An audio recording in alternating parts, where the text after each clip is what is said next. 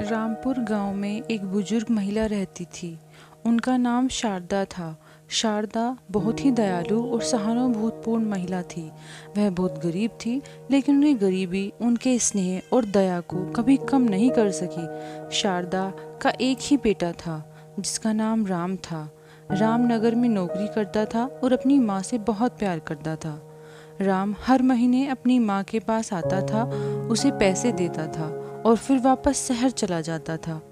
लेकिन एक महीने राम नहीं आया, फिर दूसरे महीने भी वह नहीं आया। शारदा को बहुत चिंता हुई। बेटे का ख्याल उसे चैन से जीने नहीं दे रहा था। वह रोज बेटे का इंतजार करती, लेकिन राम नहीं आया। अंततः शारदा ने फैसला किया कि वह शहर जाएगी और अपने बेटे का पता लगाएगी। शारदा ने अपने सारे पैसे जमा किए और शहर के लिए निकल पड़ी। शहर में पहुंचकर उसने अपने बेटे को ढूंढना शुरू किया। कुछ दिन बीत गए, लेकिन वह अपने बेटे का पता नहीं लगा सकी। उसके पास पैसे भी खत्म हो गए थे। शारदा की चिंता बढ़ गई, लेकिन उसने हार नहीं मानी। एक दिन वह एक दुकान के सामने बैठी थी और रो रही थी।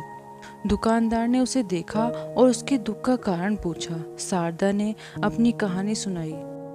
दुकानदार ने उसे अपने बेटे के बारे में बताया। राम ने एक हादसे में अपनी जान गंवाई थी।